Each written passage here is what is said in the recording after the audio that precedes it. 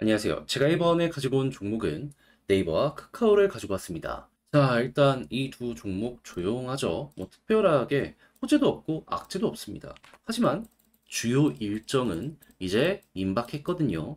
요걸 보면서 어느 정도 방향성을 잡아가시면 좋을 것 같은데, 자, 핵심이 뭔지 하나씩 살펴보도록 할 테니까 일단 들어보시고 여러분 구독과 좋아요 한번 꾹 눌러주시면 감사드리겠습니다. 자, 일단 가장 먼저 네이버와 카카오 제가 꾸준하게 여러분들께 설명드린 게 뭐죠? 얘네는 성장주다. 지금 당장의 실적보다 미래 배율을 끌고 오는 종목이기 때문에 시장의 유동성이 좋아야지 훨씬 더 높은 가치를 인정받을 수 있다. 그렇기 때문에 여기에 중심이 되는 미국의 금리의 상황, 이게 어떻게 되는지 봐야 된다. 말씀을 드렸었잖아요. 근데 여기에 대해서 지금 중요한 일정이 눈앞까지 코앞까지 와 있다라는 거 볼 수가 있습니다. 자, 정확하게 어떠한 일정인지 말씀드리면 FOMC는 페드가 진행하죠. 여기에 의장이 파월인데 이 사람 이제 곧 있으면 잭슨홀 미팅을 진행하게 됩니다. 여기서 이제 기조 연설을 하게 될 텐데 이게 FOMC 전 마지막 연설이 될 가능성이 높다라는 이런 평가가 많거든요. 그래서 시장의 관심이 굉장히 집중되고 있는데 여기에서 우리가 원하는 답은 뭐다? 금리 인하 관련해서 과연 힌트를 어떤 식으로 주게 될지. 그래서 만약에 이게 긍정적이라면 호재로 시장은 받아들일 거라는 평가가 많고요. 반대의 경우에 엄청난 악재니까 대량 매도의 가능성도 높아지고 있다라고 한단 말이에요. 그래서 여러분들도 이제 여기가 어떻게 보면 향후에 분기점이 될 수 있겠구나 생각을 하시면 될 것 같은데, 근데 이제 어떻게 나올지 100% 확신은 못하더라도 얼추 예상을 해볼 수 있는 게 뭐냐면, 자, 금리 인하에 대한 근거가 어떤 게 필요할까요? 제가 주구장창 물가 얘기를 괜히 했던 게 아닙니다. 인플레이션이 잡히면 굳이 고금리를 유지할 필요가 없어요. 한데 현재 CPI부터 PPI를 보면 2%랑 가까워지기 시작한 걸 볼 수 있습니다. CPI는 2.9 찍으면서 앞자리가 이렇게 바뀐 거 볼 수가 있어요. 자, 그리고 미국은 이 연준의 주요 목표 중에 하나가 미국 경기를 어느 정도 일정 수준 유지하는 이러한 부분도 있거든요. 근데 요즘에 이제 들려오는 소식들.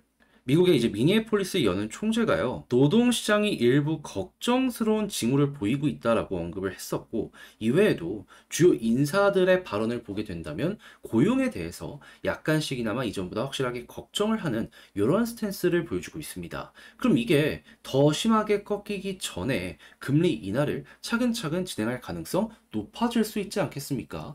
이전에 파월이나 아니면 여러 가지 얘기를 봤을 때 과거와 같은 실수를 하지 않겠다라고 얘기를 했습니다. 그게 무슨 말이냐면 그 코로나 때 인플레이션이 갑자기 확 튀었을 때 있잖아요. 돈 풀고 나서. 그때 인플레이션 이건 일시적이다라고 하면서 금리 인상을 늦췄던 일이 있었습니다. 그것 때문에 지금까지 엄청나게 심각해졌던 거고. 근데 그거 두 번은 안 겪을 것이다라고 얘기하고 있잖아요. 이게 무엇을 뜻하는 거냐? 그러니까 제때 금리 인하하겠다. 요 말 하는 겁니다.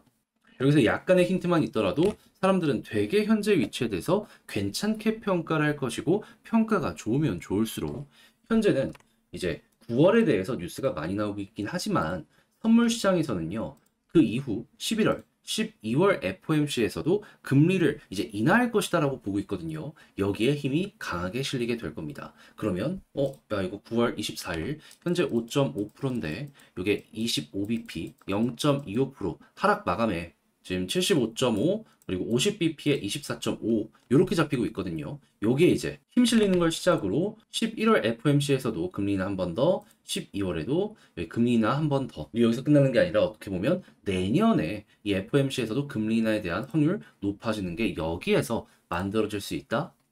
그럼 이제 그게 네이버와 카카오 입장에서는 굉장히 큰 호재다. 그럼 우리도 이걸 기준으로 과거 예시를 통해서 여기서 전략을 쉽게 구축을 할 수 있게 될 것 같습니다. 그러니까 어떻게 보면 금리 인하가 계속되면은 그에 맞춰서 꾸준하게 올라가는 모습이 보여지게 될 것이기 때문에 이 이슈로 인해서 추세가 크게 잡힐 수도 있게 되는 것이죠. 그러면 제가 계속 꾸준하게 보여줬던 금리 인하 관련해가지고 과거에 차트적으로 어떻게 움직였는지 요걸 좀 보도록 하면, 일단 가장 최근 거부터 살펴보도록 할까요? 자, 정확하게 작년 10월이었죠. 3월에 금리 인하에 대한 기대감, 가능성이 부각됐거든요. 하다 보니까 이거의 선반영이 이때부터 되면서 이렇게 올라갔습니다. 퍼센테이지로 보면 37,000원에서 61,000원이니까 한 80% 갔겠죠. 그리고 2019년도에도 금리가 2.5에서 금리 인하 차근차근 진행한다라는 부분들 때문에 먼저 올라갔다가 횡보쭉하고 인하될 때마다 이렇게 올라가게 되었다. 그리고 나서 코로나 때에도 보시면 아시겠지만은 금리 0%대에다가 이때는 아예 채권 쪽으로 유동성까지 세게 공급하니까 이렇게 올라갔었습니다. 자, 그러면은 야, 이번에도 뭐 정확히 어디까지 간다라고 말은 못하겠지만 금리 인하가 계속되면 어느 정도 바닥이 높아지는 효과는 생각해 볼 수 있겠네. 요렇게 볼 수 있겠죠. 그럼 요거 맞춰서 나는 단타를 원한다 한다면은 그냥 금리 인하 시기나 아니면은 좀 몰려있는 구간 있잖아요. 그때만 좀 집중해서 보시면 되고 거기서 이제 정리를 하시면 되는 건데 나는 좀 중장기적으로 수익 극대화를 해보고 싶다 하신다면 지금 3% 아래까지 결국 금리가 떨어질 것이다라는 게 시장의 중론이거든요. 그럼 지금이 5.5잖아요. 그러면 25bp씩 하면 11번의 금리 인하가 진행이 될 예정이거든요. 그럼 요거 다 먹고 끝내는 거죠. 금리 인하의 마무리가 보여지고 있다라는 내용 나오게 되면은 거기서 이제 매도를 진행하시면 되는 겁니다. 장기 투자는 이렇게 해서 그냥 가는 종목 더 간다고 쭉 끌고 가는 식으로 요거 그대로 사용을 한번 해보시면 좋겠네요. 자, 그러면 지금 가장 중요한 거죠. 말씀드렸던 걸 글로 총정리하면서 영상 마치도록 하자면 일단 나오는 내용을 봤을 때 현재 이 타운홀 미팅에서 어떠한 내용이 나오는지에 따라 가지고 향후 방향성이 굉장히 크게 갈릴 수 있을 텐데 현재 시장의 중로는 9월 금리 인하이다. 그래서 여기에 힘이 실려주는 모습이 보여지고 그리고 그 다음 넥스트 FOMC에서도 금리 인하에 힘이 실리는 모습이 보여지게 되면은 이젠 진짜 가격 선반영에 대한 얘기 나올 수 있다. 요거 꼭 기억을 해두시면 되겠습니다. 자, 그리고 나서 수급은 외국인이 중요하고요. 그리고 단타를 원한다면 이 금리나 이 일정이 몰려있는 시기 있잖아요. 그거 노리시면 될 것 같고 나는 중장기로 수익 극대화를 해보고 싶다 생각을 하신다면 금리 인하의 끝 이때까지 끌고 가보시는 것도 아주 괜찮을 것 같습니다.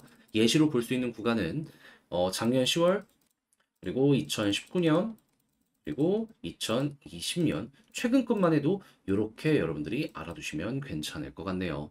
자, 이렇게 해서 오늘 네이버 카카오도 쭉 한번 봤고요. 영상 끝까지 시청해주신 분들 너무 감사드린다라고 말씀드리며 전 다음에 더 좋은 영상으로 같이 인사드리도록 하겠습니다.